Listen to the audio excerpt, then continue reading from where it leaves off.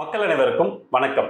இன்னைக்கு பைசா மாஸ்டர் தமிழ்ல நம்ம முக்கியமான ஒரு கம்பெனி, அதாவது வாரி எனர்ஜிஸ், இந்த சோலார் பேனல் மேனுஃபேக்சரிங் கம்பெனி இருக்கு இல்லையா, அந்த கம்பெனியோட ஸ்டார்ட் அப் எப்படி ஸ்டார்ட் ஆச்சு, யார் அதை ஸ்டார்ட் பண்ணாங்க, அப்புறம் இன்னைக்கு அதோட பொசிஷன் என்ன மாதிரியான growth ஃபியூச்சர்ல இருக்கு, இந்த கம்பெனிக்கு நம்ம X/2 என்ன, X/3 என்ன, சர்ப்ரைஸான சில விஷயங்கள்லாம் இந்த வீடியோட எண்ட்ல நீங்க கண்டிப்பா பார்ப்பீங்க. ஸோ வீடியோ பாக்குறீங்கன்னா சப்ஸ்கிரைப் பண்ணிருக்கீங்களான்னு செக் பண்ணீங்க. ஏன்னா நிறைய விஷயங்கள் நான் அவங்களோட ஷேர் பண்ணிக்க விரும்புறேன். நான் பொதுவாக அதெல்லாம் கேட்க மாட்டேன், இருந்தாலும் இன்னைக்கு சொல்றேன், நிறைய விஷயங்கள் நான் சொல்லித்தர விரும்புறேன். இந்த X/2 X/3யோட கம்பேர் பண்ணி நிறைய ஸ்டாக்ஸ் நம்ம அனலைஸ் பண்ணுவோம். சரிங்களா? என்னோட அனாலிசிஸை போடுறேன், நீங்க உங்களுக்குன்னு ஒரு சரின்னு போடல, இதுதான் இல்லை சார் நீங்க போட்டதுல இது சரி இது தவறுன்றத கமெண்ட்ல கண்டிப்பா போடுங்க. ப்ராபபிளா நிறைய பேர் அதை பார்த்து அவங்களுடைய போர்ட்ஃபோலியோல அந்த ஸ்டாக்கை சேர்க்கறதுக்கு முயற்சி பண்ணுவாங்க. கரெக்டுங்களா?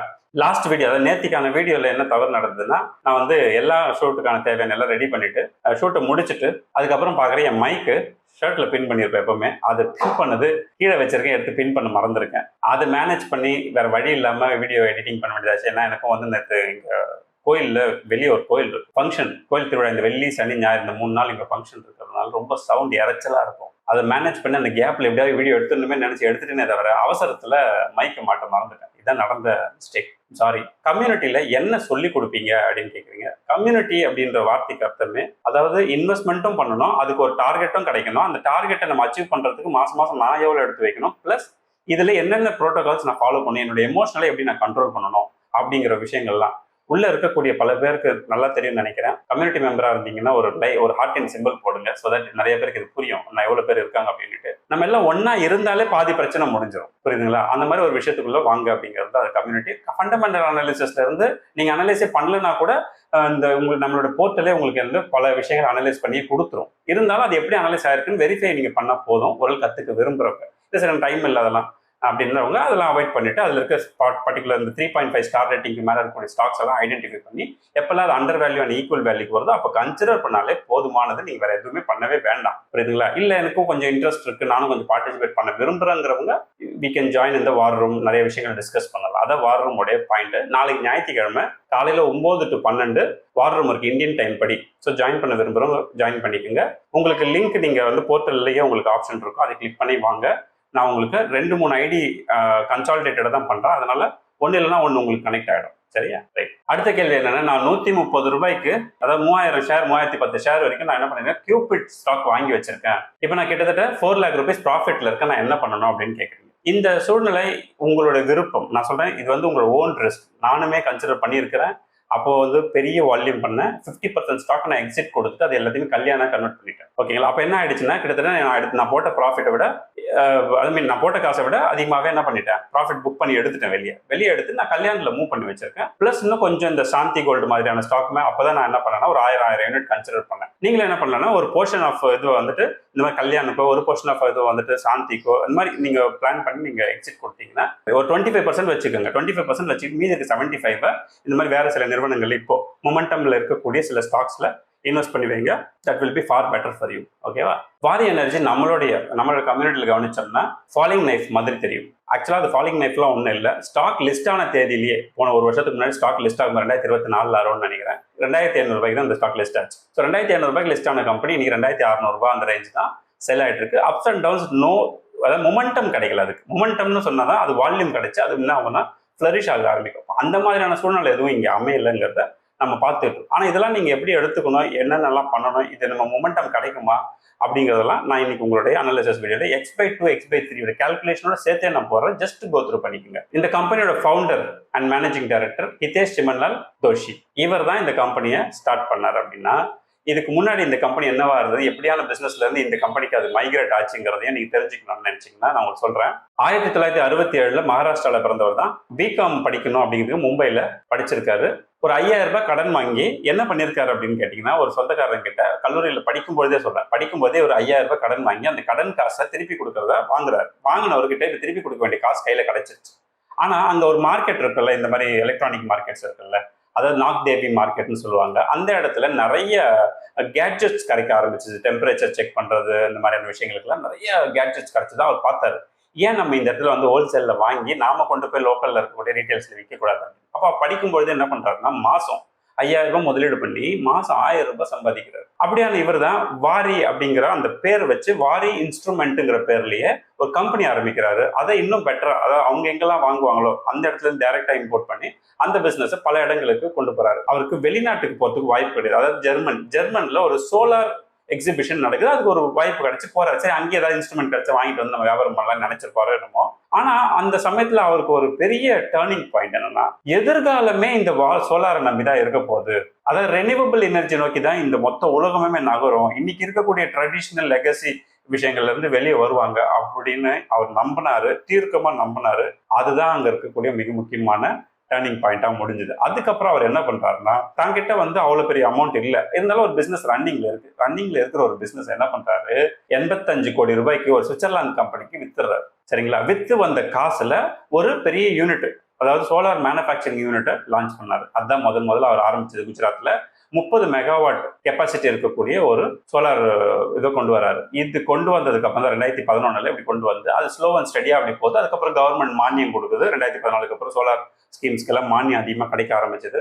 அப்புறம் நிறைய பேர்கள் அவங்க வீடுகளில் போடும்போது பர்டிகுலராக அந்த வாரி பிராண்டை முதல்ல ப்ரிஃபரன்ஸாக கேட்க ஆரம்பிச்சாங்க. ஏன்னா குவாலிட்டி, 30 வருஷத்துக்கு வாரண்டி பீரியட் இருக்கு. அப்போ 30 வருஷம் ஒரு கம்பெனி வாரண்டி கொடுக்க முடியுமா அப்படின்னா எஸ், அப்படிதான் இவங்க ஆரம்பிச்சாங்க.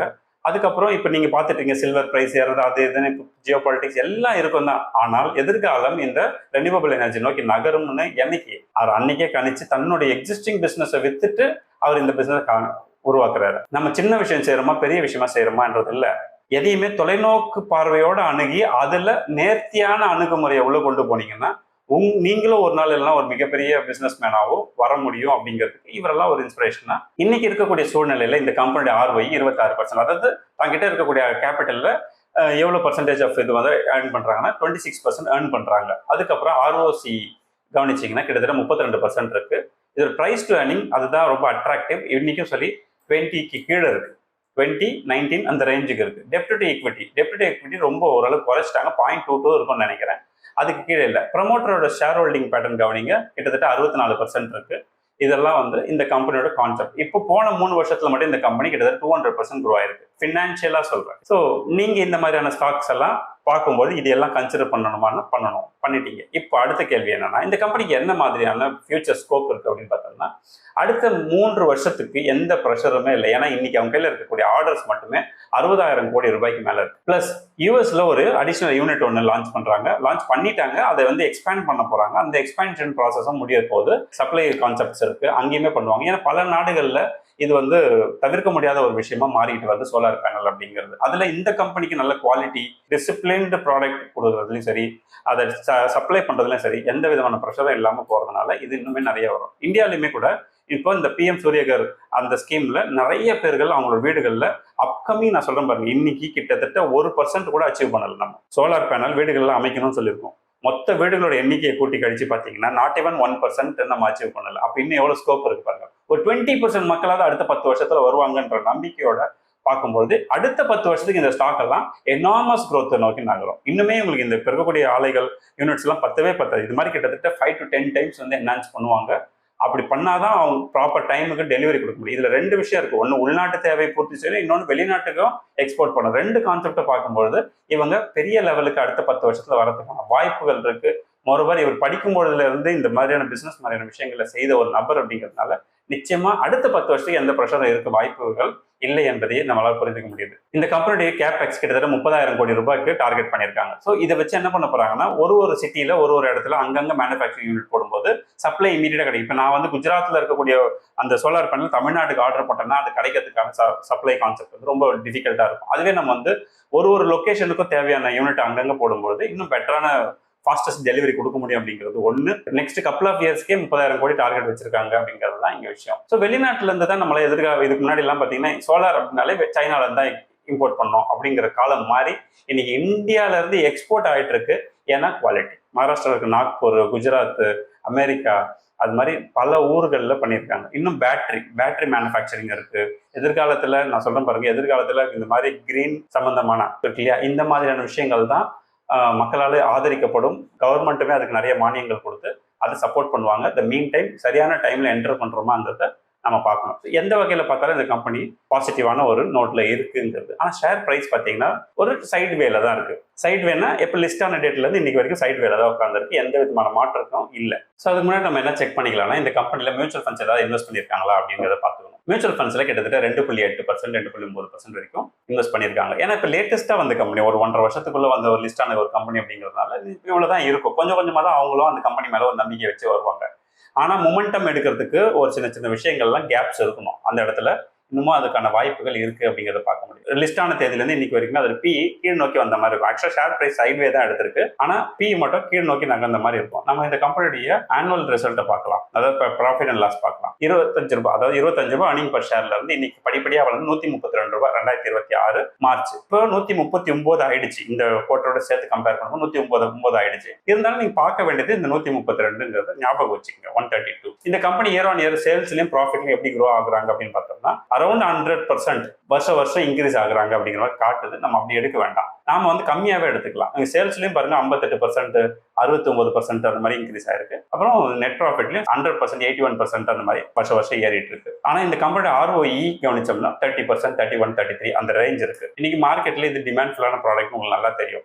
பல இடங்கள்ல இது கிடைக்கிறது ரொம்ப கஷ்டமா இருக்குது. அந்த மாதிரியான ஒரு ப்ராடக்ட் தான். ஸோ அந்த வகையில நான் என்ன நினைக்கிறேன்னா இந்த கம்பெனி எதிர்காலத்துல ஒரு 30% இயர் ஆன் இயர் வளர்ந்து வருது அப்படின்னா நம்ம ஒரு கேல்குலேஷன் போட்டு பார்க்கலாம். ஒரு எக்ஸல்ல 132 2026 2031 இந்த கம்பெனி ஏர்னிங் பர் ஷேர் என்னவா இருக்கலாம் அப்படின்னு கெஸ் பண்ணா அப்ராக்சிமேட்டா 490 ரூபாய் ஆகும். ஸோ 490 கூட கொஞ்சம் அதிகமா இருக்கலாம். நான் அப்படியே தான் ஆக்சுவலா எடுக்கணும். லாஜிக்கா பார்த்தா 490 தான் எடுக்கணும். நான் என்ன பண்றேன், அதிகமே கொஞ்சம் கம்மி பண்ணி 400 ரூபாய்க்கு எடுத்துக்கிறேன். நம்ம இப்ப என்ன கண்டுபிடிக்கணும், எக்ஸ் கண்டுபிடிக்கிறோம். எக்ஸ்னா 2031 டார்கெட், மினிமம் டார்கெட். நான் மினிமம்ன்ற வார்த்தை யூஸ் பண்றேன், ஏன்னா மினிமம் பி எடுக்கணும். அதன் அடிப்படையில் இந்த டார்கெட்டை கவனிச்சிங்கன்னா கிட்டத்தட்ட 400 ரூபாய் இன்டூ 20 பி. ஏற்கனவே உங்களுக்கு சொன்ன ஒரு பி என்னன்றது. அப்ப எக்ஸ்ங்கிறது எவ்வளோ, 8000 ரூபாய் வருது. இப்போ எக்ஸை கண்டுபிடிச்சிட்டீங்க. அப்ப x/2 போட்டோம்னா 4000 ரூபாய், x/3 போட்டோம்னா 2666 ரூபாய் வருது. இது ரெண்டும் கண்டுபிடிச்சிட்டீங்களா? இதுதான் ரொம்ப முக்கியமான ஏரியா. அப்போ இந்த ஸ்டாக்ல பெரிய பெரிய மொமெண்டம் எடுக்கணும்னா யார் வரணும், மியூச்சுவல் ஃபண்ட்ஸ் வரணும். இப்போ மியூச்சுவல் ஃபண்டோடைய அளவு என்ன இருக்கு, லெஸ் தென் 3%. அப்ப இவங்க அவங்களுடைய இன்வெஸ்ட்மெண்ட் சைடு என்ன பண்ணுவாங்கன்னா 15% பம்ப் இன் பண்றாங்கன்னு வச்சுக்கோங்க. ரொம்ப கூட வேணாம், 10% பம்ப் இன் பண்றாங்கன்னா கூட ஹையஸ்ட் வால்யூம் வாங்க வேண்டியிருக்கும். பல கம்பெனிகள் அடிச்சு பிடிச்சி இந்த ஸ்டாக்கை கன்சிடர் பண்ணுவாங்க. அப்படி கன்சிடர் பண்ணும்போது இது தானாவே 4000 நோக்கி நகரும். இப்ப லாஸ்டா கொஞ்ச நாள் முன்னாடி பாத்தீங்கன்னா 330 ரூபாய் அரௌண்ட் 330 ரூபாய் கேஸ்ல ரொம்ப நாளா கல்யாணம் தூங்கிட்டு கிடந்திருக்கும். அதுக்கு முன்னாடி மேல போய் கீழே கடந்தது. அது மேல நம்பிக்கை இல்லை மக்களுக்கு அப்போ. ஆனா அது இன்ஸ்டிடியூஷன் கையில எடுத்த உடனே பாருங்க மீண்டும் 600 நோக்கி நகர்ந்துச்சு. இதே கல்யாண் ஜுவல்லர்ஸ் 720 ரூபாய் 750 ரூபாய் வரைக்கும் ஒரு காலத்துல இருந்துதான் அது மேல நம்பிக்கை இல்லாம கீழே வந்தது. அப்ப இப்ப மொமெண்டம் எடுத்துருச்சு. மொமெண்டம் எடுக்கும்போது ஸ்டாக் என்ன ஆகும், மேல ஃப்ளை ஆகும். இதுதான் நடந்துட்டு இருக்கு கல்யாண் மாதிரியான விஷயங்கள்ல. நீங்களும் உங்களுடைய போர்ட்போலியோல அன்னைக்கு போய் 4000 ரூபாய்க்கு மேல போனதுக்கு அப்புறமா ஐயோ நான் வாங்காம விட்டுட்டேனே அப்படின்லாம் நினைக்காம அப்பப்ப கையில காசு கிடைக்கும் போது 1-2 கன்சிடர் பண்ணி உங்க போர்ட்போலியோல